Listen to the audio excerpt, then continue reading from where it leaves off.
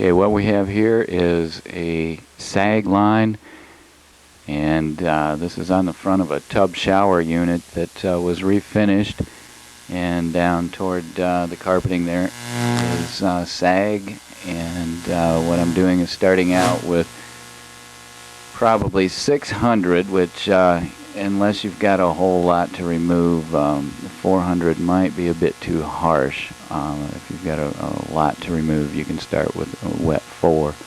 But usually I work with 6, and I try to just sand down the higher portions, because if you sand as much around it as you do on top at the highest part, then you're going to sand through, and then you have to get out the airbrush and put the color back on and blend in the edges.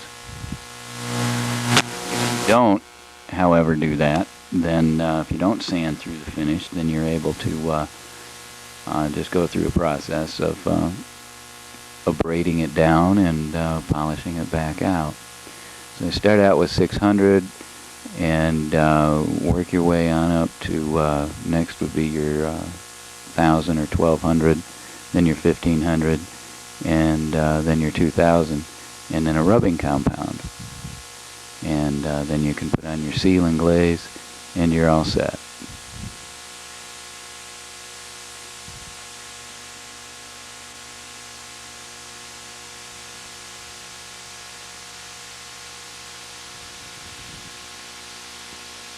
Usually on something like this, on the rubbing compounds, you wouldn't have to use the heavy duty since you're working with 2,000 wet and dry.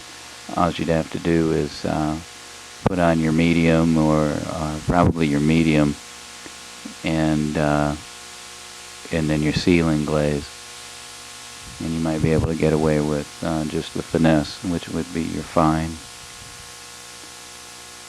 and then put the sealing glaze on top of it if you want to.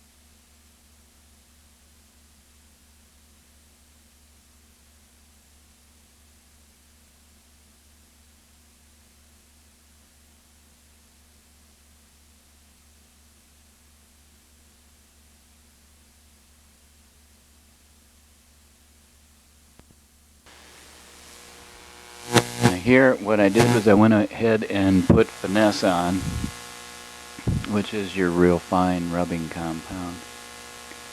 And scratches in gel coat and acrylic are actually repaired the same way. It's the same process. You'd have to sand them out, feather them out, and then you just go from your more coarse to your more fine, and then shine it up with sealing glaze or Armor All plastic polish or whatever works for you.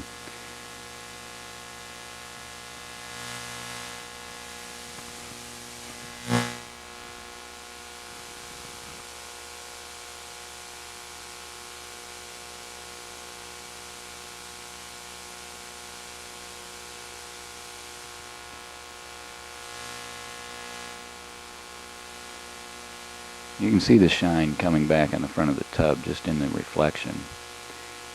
And we have to remember I'm working under a 50-watt utility lamp here. Actually a 50-watt reflector lamp in a utility shade.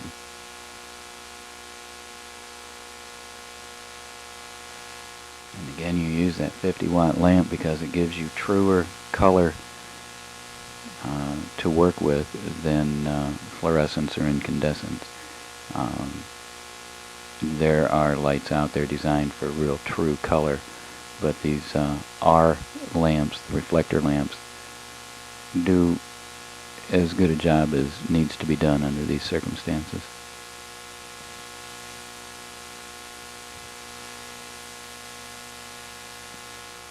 This is Meguiar's number 7, I believe. They're seal and glaze.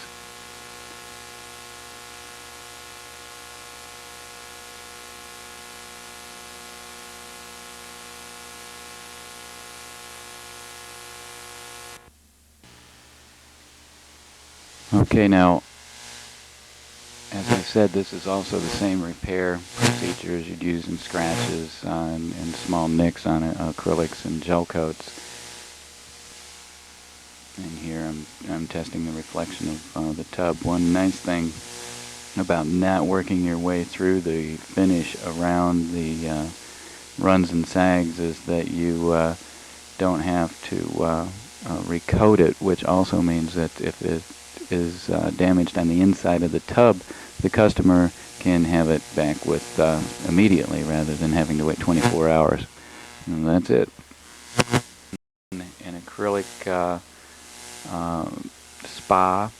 Now there's a difference between a spa and a hot tub and a whirlpool. A whirlpool is a bathtub with jets in it that you drain after you use it. A hot tub is a spa without jets. It holds water all the time that's heated and chemically treated. And the only difference between the spa and the hot tub is the spa has jets. And now you can see where the crack's at. I've drilled on both ends of the crack to stop it from growing or going any further. And then I route out the drill with the drill, the crack, and fair the edges out a little bit. And you can see here how you have to take your finger and rub the acrylic off of it, because as you're drilling, it melts and just kind of rolls up around what you're working on, or it comes off in hot little chunks.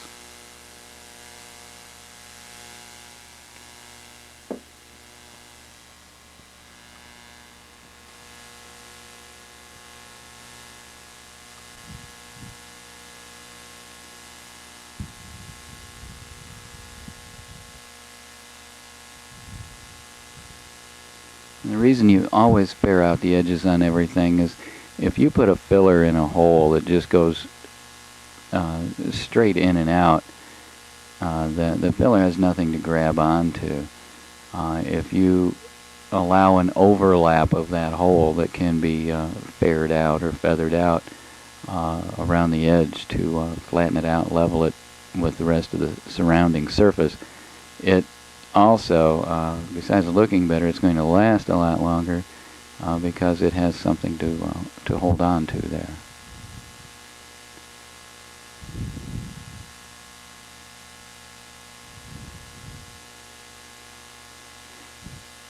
And here, since I'm going to be, I'll be putting a fill in, so I'm scratching that up with Oh, probably 80, perhaps 120. But you don't want to use anything finer than 120.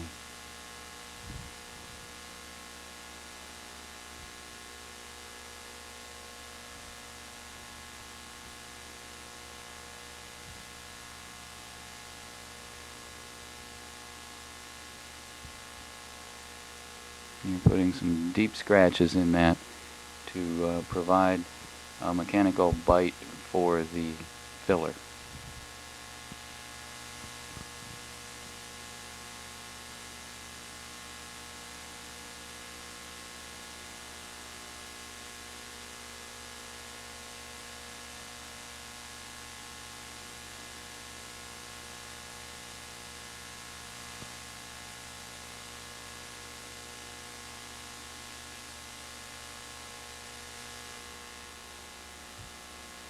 And again, you don't want to. You always want to keep in mind that the more you scratch up the surface around it, every time you put filler on there, you're going to have to sand out a little bit further. So keep that in mind, because you're going to always be making a repair area larger and larger every time you do a new step to it. Now here I am using acetone to clean off the area with, knowing full well that later I'll be going over everything with alcohol to remove that film that the acetone leaves behind.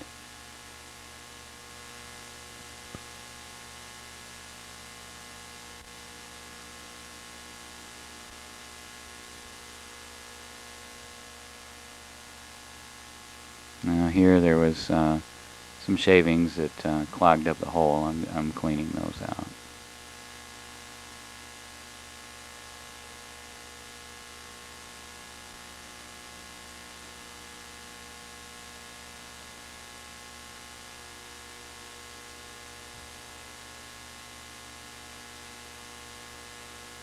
Now, it's not necessary in a spa that you go clear through the spa fiberglass backing to get the fill to hold or to do the job. It's not so much the fiberglass that you want to keep from cracking any further, because it probably won't. You want to keep the acrylic or the gel coat from cracking further.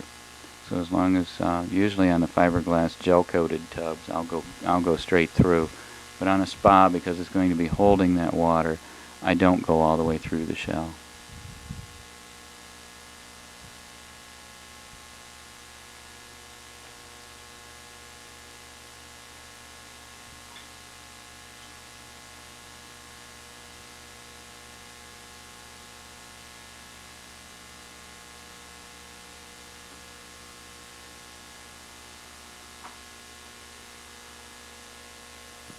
And here I'm working the fill down through or into the hole as much as I can, and to make sure that there's no air that's locked under there that will, of course, keep the fill from attaching itself to the tub or contacting the tub, the fiberglass backing.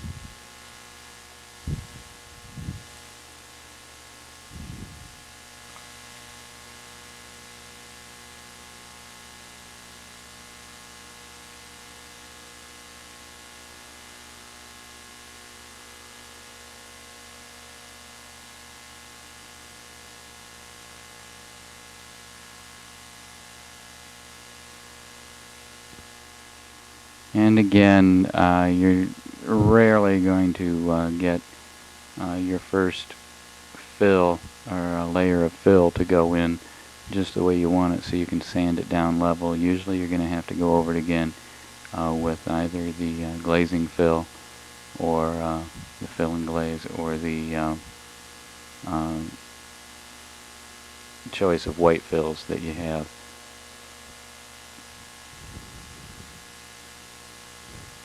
Again, here especially because I'm working in a spa, and especially because the material that's used, the gel coat, to finish the spa with, I do not want to get any larger than absolutely necessary.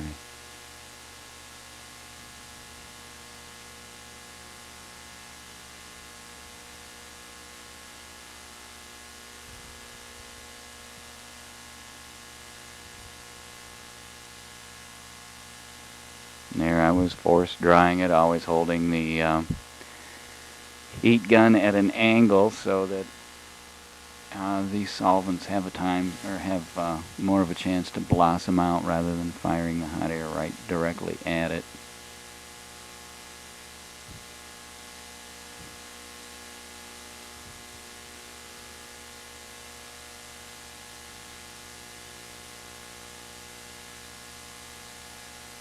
Now with this I'm using 80 grit because I'm going to be going over this with a filler putty, which you'll see in a little while here.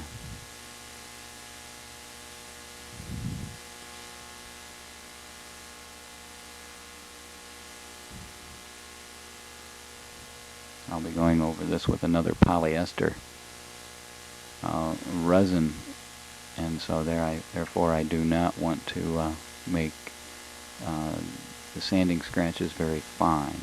I want to have them remain coarse.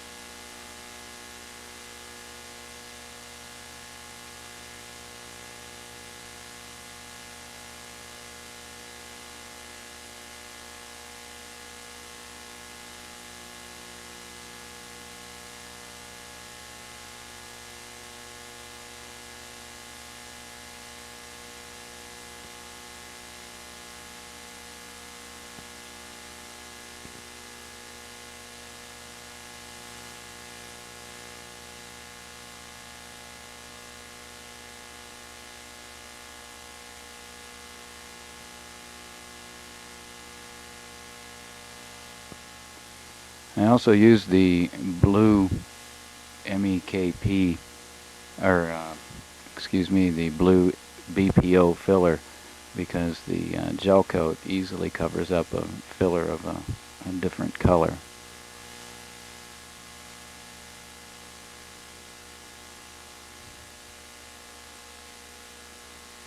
It's not that the blue is any better than the white, it's just that sometimes you're going to end up with a red or a blue filler, and these are times when you can get rid of it.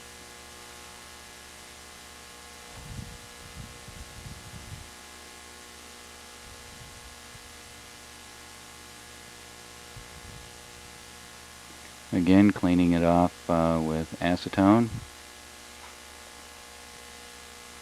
And you could clean it off with solvent alcohol as well. And this is the fill-in glaze, which is a lot easier to work with, except remember it does cure twice as fast with half as much BPO or other catalyzer, which would be MEKP.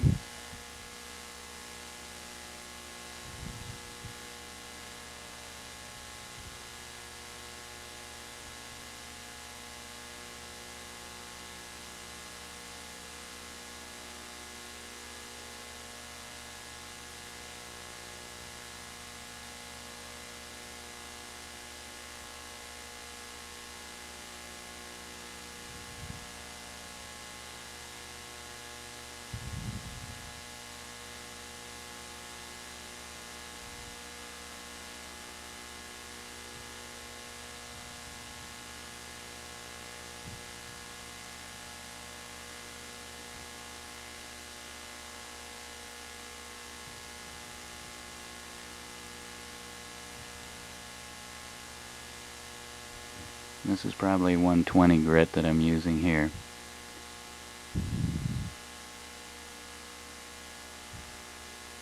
And the sponge is adding water.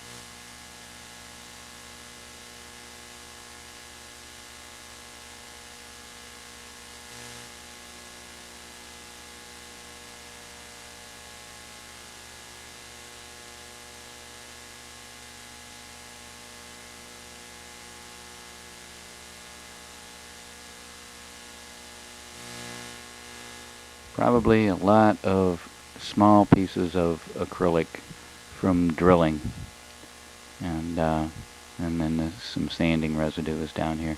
Whenever you're walking around in a spa, do not ever twist on your feet. Do not ever walk in it if there is something under there that you can press down into the acrylic.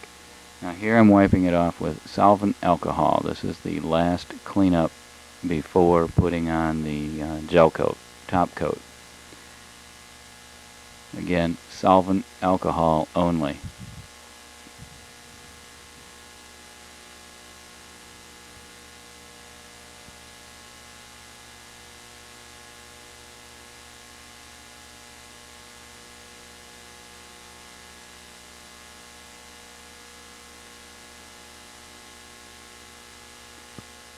What I'm doing here is weighing out what I'm using. The cup, I put it in this little scale, and it weighs a little, like a gram or two or whatever. So I adjust the scale back to 0, and then I pour in the gel coat, measuring it out to how many ounces, because you'll be putting in 10 to 20 drops per ounce of gel coat of catalyzer, which is MEKP. So if you have 2 ounces of gel coat that you're going to be working with before it's been reduced with acetone, you would put in 20 to 40 drops of MEKP.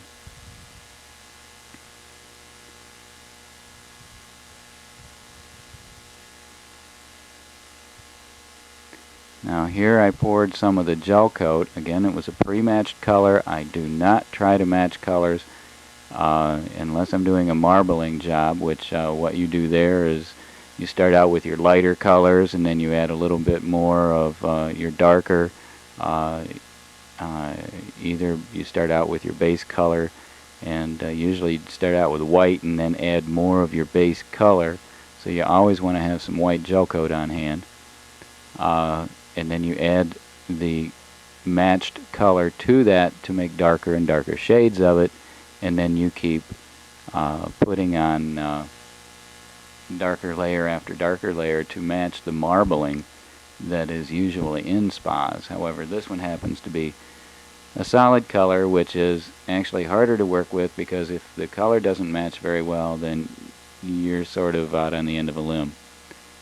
But I always explain to people right up front, look, this is designed mainly for utilitarian value, not for cosmetic value. The color will be close, but it will not be exact. And if you explain to them that this is the only thing that holds up, all the other repair materials are made to look good, but they're not made to last long, they will gladly take this, and then they'll see that the color matches up a lot better than what they had imagined it would after you told them that it wouldn't be a perfect match, and they're usually very happy with it. You take some of the pre-catalyzed gel coat here and you mix in Cabasil until you make a paste of it, as is seen here. About the consistency of a real light filler putty. Now you daub some of it on the area where you've got your 80 to 120 grit scratches from sanding.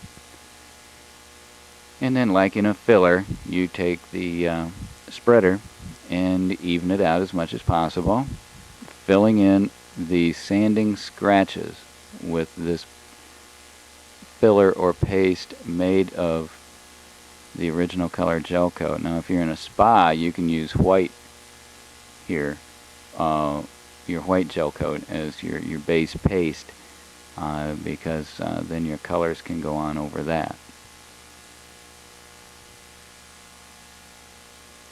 Here I'm just smoothing out some of the edges of it. This stuff is quite forgiving. You can smooth out some of the edges. You don't want to leave too many ripples or marks in it, ridges, because those will show through.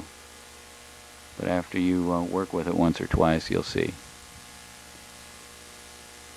It is quite forgiving.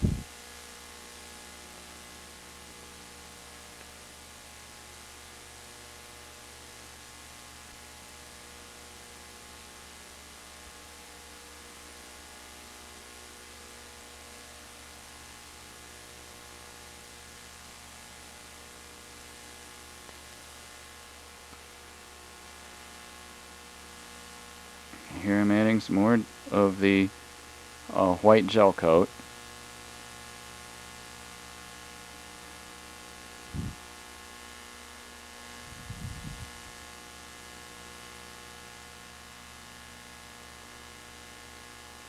Now here I'm adding a tint to this gel coat.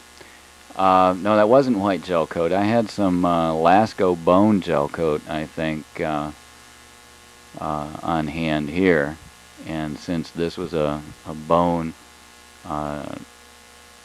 spa, I just took the beige and bones that I had and added white or gray to lighten or darken them a little bit.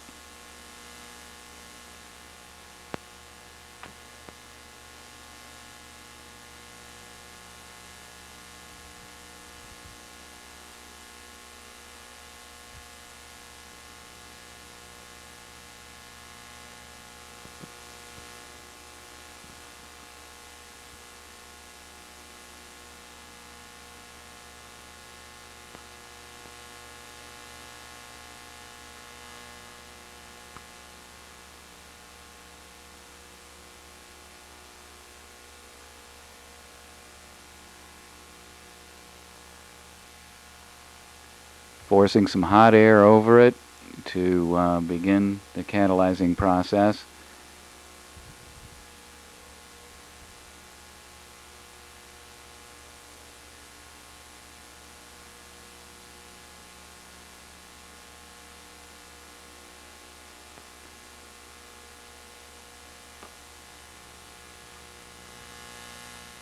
Did I say begin it? That was too speeded up. Well, evidently I didn't need that tinting enough there. Got a little bit more than I wanted.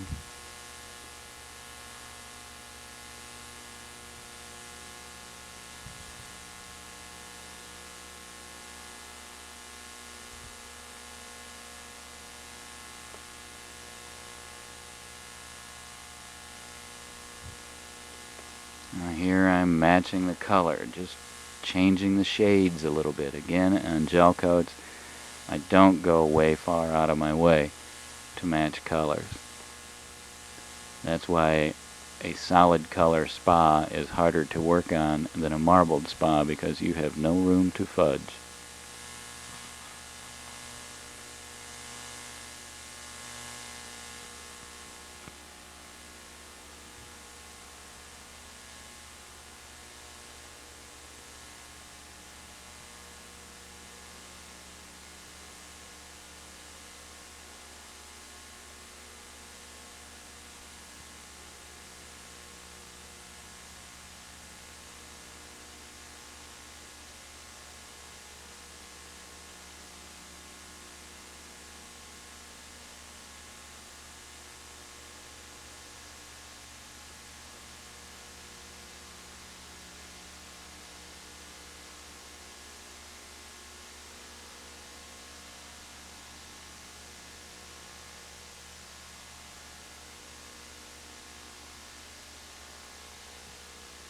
Since that last mixture was too dark, I poured in some more of the original mixture to lighten it up.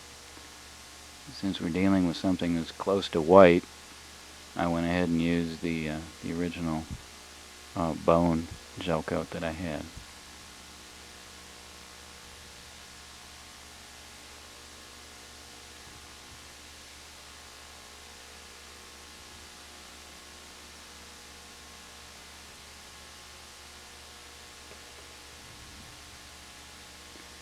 Again, you're keeping the gel coat color match patches right close to the repair area. You don't want to put them someplace different because acrylic is soft, it is susceptible to chemical damage, and so as the urethanes will check it, the polyesters will dissolve it somewhat and damage it also. So now it looks as here on the scale I've got, I believe that's a 1 ounce, so I'm going to be putting in probably right around 15 drops.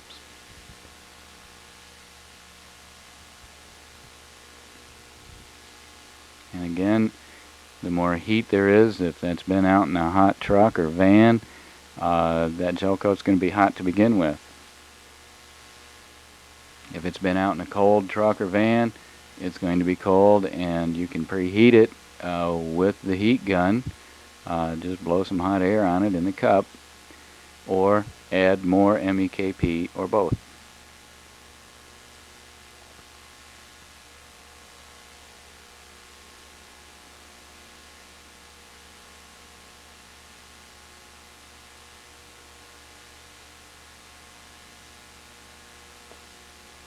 Always holding some gel coat back. Don't ever, thin it all out if you've got a whole lot. If you've got to use everything that you've mixed and matched, then go ahead, because it is catalyzed. If you've got a lot, catalyze half of it and keep some of it back if you have to use it for further color matching. If you are way off once you get it on there and you find out you don't like it, you can use that uncatalyzed portion, because it'll be good for as long as you want to be there. And once you catalyze this stuff, you've got to get about putting it on the tub. Thin it about 50-50 with acetone. That's what I have just done. It makes it thin enough to shoot it through the airbrush. And you can add more if you have to. You've got to get it thinned out quite a bit. The more acetone you put in it, the more time you have to allow it, once it gets on the tub, to flash off. You've got to blow air on it to flash off that acetone. Because if you pile it on too thick, it will do strange things for you.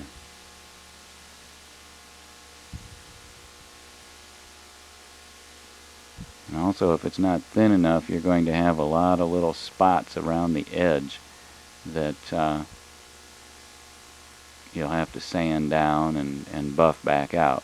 And that gets to be a real pain. I try to avoid doing that on any gel coat repair.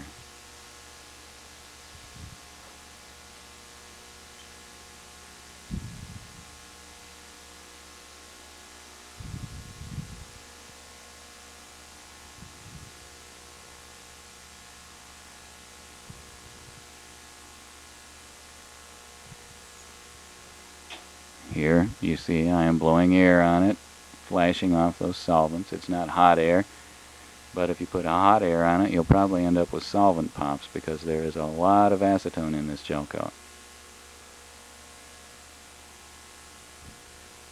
Still blowing air on it.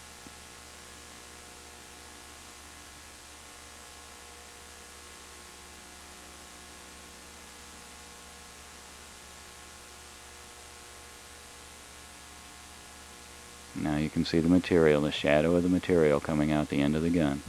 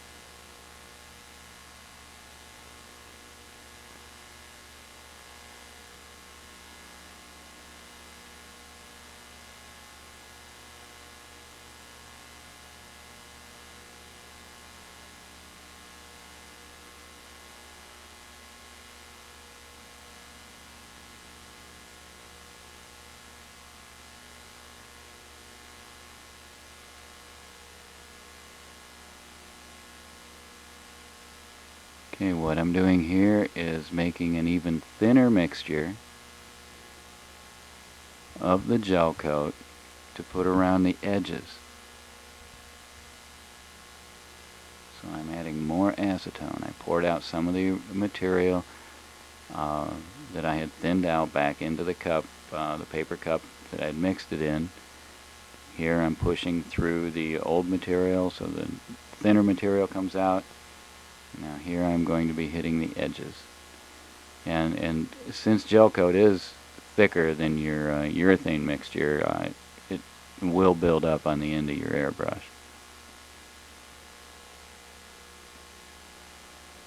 I'm using a thinner mixture, or as in urethanes, more the higher reducer. You can blend your edges out a lot of times without using a blender. You do not use your blender with your regular repair blender with gel coats.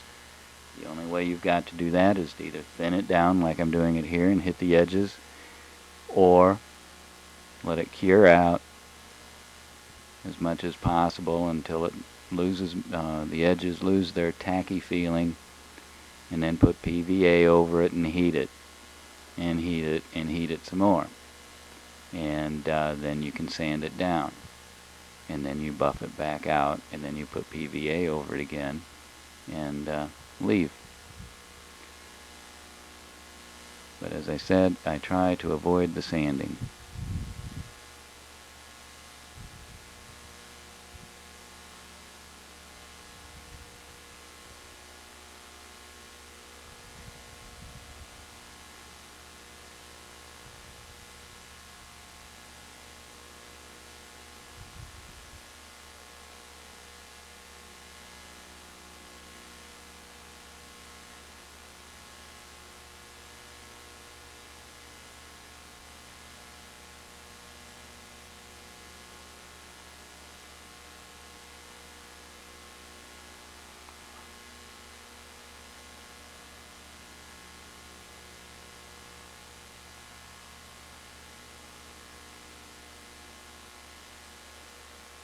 Okay, here I am cleaning the gun out with acetone because that is the polyester's reducers, the main reducer for polyesters. So I put a little, cleaned out the cup, put some acetone in it, shot it through. It's pretty self-explanatory what I'm doing here.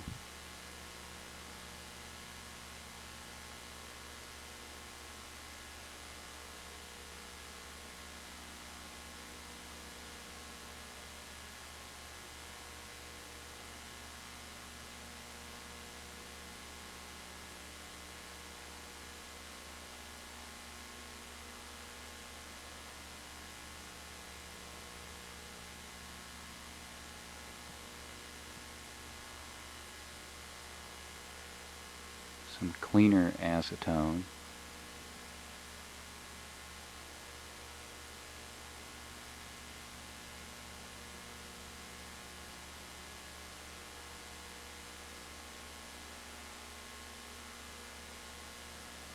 Getting around the needle tip in the head.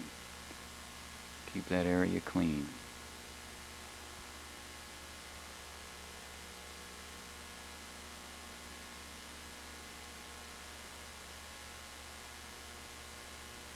While you're doing this, your repair is flashing off the acetone. It is curing.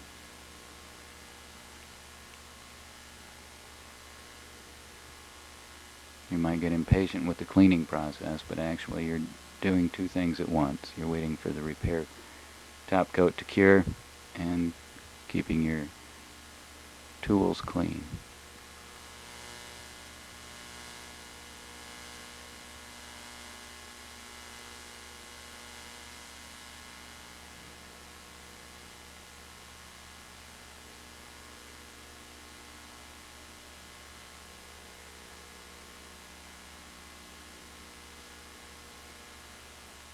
I'm looping the air hose through my belt loop because I like to let it blow for a while because it cleans any moisture, especially in the summertime. If you leave your airbrush compressor running, even with that inline filter, it's going to build up humidity in the condensation in the line, which sometimes starts spitting out through with your material, and you do not want that to happen. So if it's a real humid day, I won't run that compressor any longer than I have to and turn it off in between applications.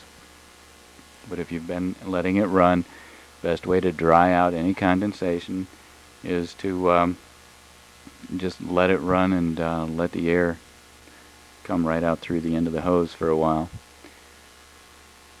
Here's the gun lube. I use that on the airbrush the same as I do on the Croy spray gun.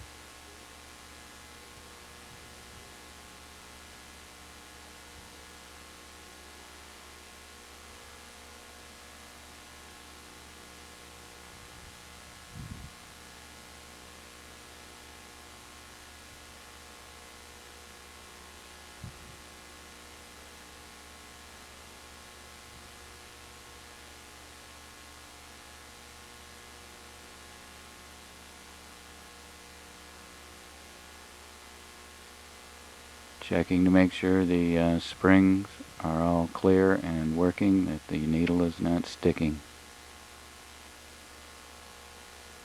Going back to the repair area, we're now flashing off and helping speeding up the curing process here by adding heat at a low temperature.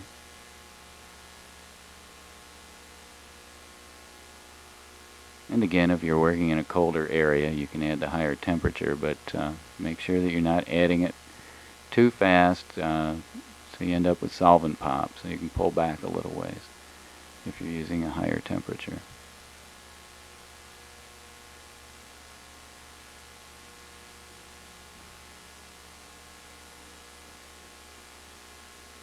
Okay, now this is a pre-val, and that is PVA, polyvinyl alcohol. This serves a couple of purposes. It serves as a mold release, but it also serves to keep air from getting to the gel coat. Now, some gel coats you can have wax in them. Now, there's wax in the curing process, rises to the top, and seals the gel coat from air. But since you're going to be using this stuff the way you do, always get the unwaxed and then put the PVA, the polyvinyl alcohol, on top of it, and tell people to leave it there for at least 24 hours, and it rinses off easily with warm water and a sponge. Now here, after I put the polyvinyl alcohol on and rinsing it out with warm water, making sure that it's spraying correctly, and you're done. Clean up and leave. Get your money.